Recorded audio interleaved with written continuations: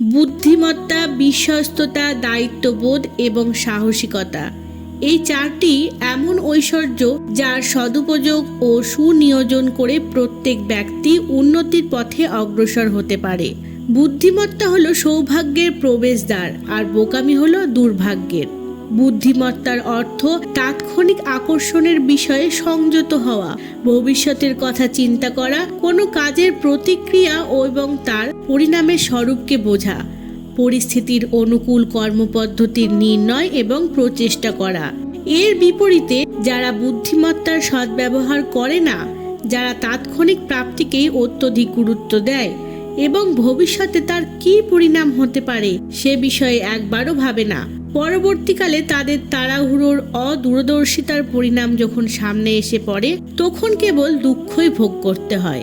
ইতিবাচক চিন্তা। বিশ্বস্ততাকে সাধারণ অর্থে আর্থিক লেনদেনে সততা বজায় রাখাকেই মনে করা হয়।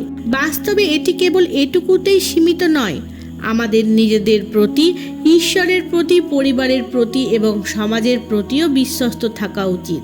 আমরা যেন আমাদের আত্মার দরবারে মিথ্যাবাদী এবং বিশ্বাসঘাতক সাব্যস্ত না হই, অন্তর ও বাইরে যেন এক থাকতে পারি। কোনো প্রকার ছল, কপট, মিথ্যাচার এবং বিশ্বাসঘাতকতা আমাদের মধ্যে যেন প্রবেশ না করতে পারে এবং পারিবারিক দায়িত্বের প্রতি যেন কখনোই অবহেলা না করি।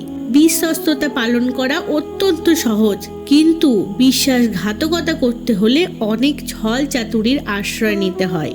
স্মরণ রাখার যোগ্য তথ্য হলো, বিশ্বস্ততার সাহায্যে যে কোনো ব্যক্তি প্রামাণিক ও বিশ্বস্ত হয়ে উঠতে পারে। সে প্রত্যেকের স্নেহ, সহযোগিতা ও সম্মান লাভ করতে পারে। কোনো বেঈমান ব্যক্তিও আশা করে যে তার সেবকরা যেন বিশ্বস্ত হয়। ভগবান মানুষকে অনেক প্রকার দায়িত্ব দিয়েছেন। প্রতিটি ব্যক্তি শরীর রক্ষা, পরিবার প্রতিপালন, সমাজ নিষ্ঠা এবং ঐশ্বরিক নিয়ম শৃঙ্খলা প্রতিপালনের মতো কর্তব্যে বাধা থাকে।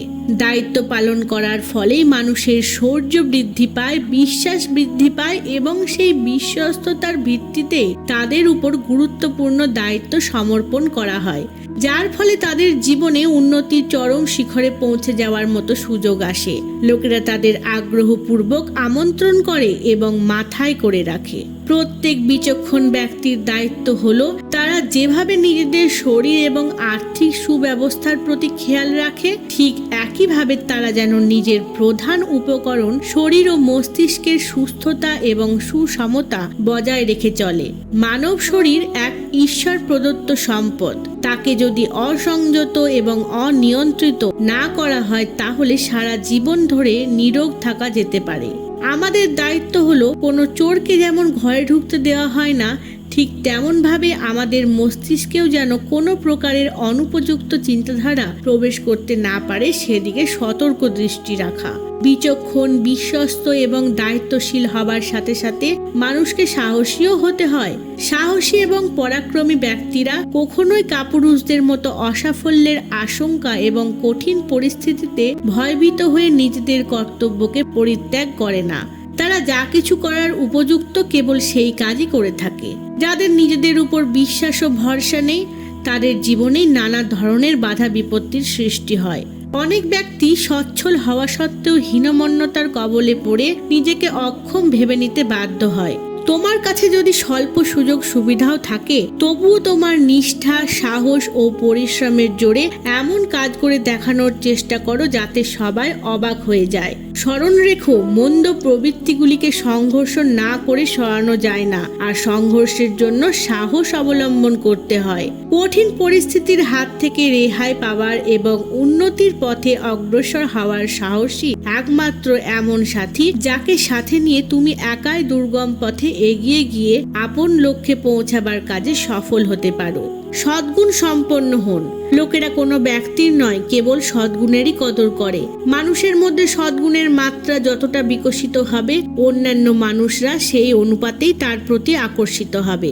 ভালো কাজ সর্বত্রই প্রশংসা লাভ করে। তোমার কোনো একটি গুণ সাধারণ শ্রেণীর মানুষদের চাইতে যতটা বেশি থাকবে, তুমি ততটাই অধিক যশও লাভ করবে। তুমি যদি মানুষদের গুণ দেখতে শুরু করো, কেবল তাদের গুণের বিষয়ে চর্চা করো, গুণবানদের উৎসাহিত করে যাও, তাহলে তোমার এই স্বভাব কেবল অপরের জন্যই নয়, বরং তোমার নিজের জন্য পরম মঙ্গলময় সিদ্ধ হতে পারে। ধন্যবাদ।